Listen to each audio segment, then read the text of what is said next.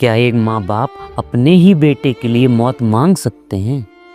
सुनने में ये सवाल थोड़ा अजीब लग सकता है, लेकिन 32 साल के हरीश राणा के लिए उनके बूढ़े माँ बाप ने सुप्रीम कोर्ट से यही मांगा। क्यों? क्योंकि हरीश पिछले 11 सालों से न बोल सकता था, न हिल सकता था। वो सिर्फ एक जिंदा लाश बन के रह गया था। ये कहानी शुरू हुई 2013 में।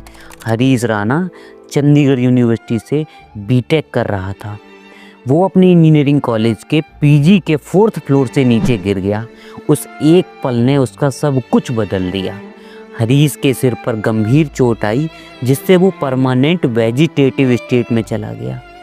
हरीश ने 4000 से ज़्यादा दिन सिर्फ एक ही बिस्तर पर गुजारे। 2013 में छत से गिरने के बाद उसका ब्रेन डेड हो चुका था, लेकिन शरीर मशीन और ट्यूब के सहारे चल रहा था। हरीश के माँ बाप हर सुबह वो इस उम्मीद में उठते कि शायद हरीश की आंखें आज उन्हें पहचान लेंगी, लेकिन हर शाम वही खामोशी मिलती। हरीश के माँ बाप ने अपनी ढलती उम्र को देखते हुए कोर्ट में ये गुहार लगाई कि हमारे बाद मेरे बेटे का ख्याल कौन रखेगा। उसे इस तड़प से आज़ाद किया जाए, उसे इस दर्द से रिहा किया जाए। हाल ही में 11 मार्च को सुप्रीम कोर्ट ने इस केस में एक अहम फैसला सुनाया, जो right to die with dignity यानी सम्मान के साथ मरने के अधिकार की नई मिसाल बन गया, जिसे पैसिव यूथनेसिया कहा गया।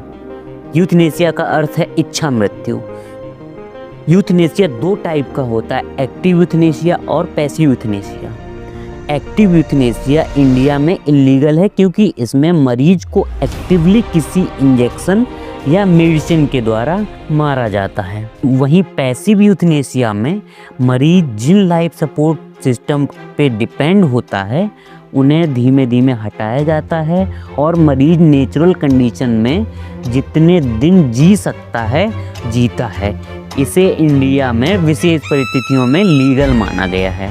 कोर्ट के सामने सबसे बड़ा सवाल था, क्या किसी को सिर्फ इसलिए जिंदा रखा जाए क्योंकि साइंस ऐसा कर सकती है, भले ही उस इंसान को दर्द के सिवा कुछ महसूस ना हो रहा हो। यहाँ एंट्री होती है पैसिव यूथनेसिया की। सुप्रीम कोर्ट ने कहा कि अगर मेडिकल बोर्ड ये कन्फर्म कर दे कि मरीज के ठीक होने की उम्मीद 0% है, तो उसके लाइफ सपोर्ट सिस्टम को हटाया जा सकता है। मेडिकल बोर्ड से कन्फर्मेशन मिलने के बाद कोर्ट ने हरीश राणा के पैसिव यूथनेसिया को मंजूरी दे दी। इसका मतलब है उसके लाइफ सपोर्ट सिस्टम को धीरे धीरे हटाया जाएगा, ताकि वो नेचुरल डेथ पा सके। ये फैसला कठोर हो सकता है, लेकिन ये उन माँ बाप के लिए आखिरी तोहफा है जो अपने बेटे को उस कैद से आज़ाद देखना चाहते हैं, जो कैद उसका अपना ही शरीर बन गया था। हरीश की विदाई का सबसे इमोशनल पल जब हरीश राणा के शरीर से वो सभी ट्यूब्स और लाइफ सपोर्टिंग इक्विपमेंट्स हटाए गए और उन्हें विदाई में कहा गया, सबको माफ़ करते हुए, वो सबसे माफ़ी मांगते हुए हो जाओ। ठीक है?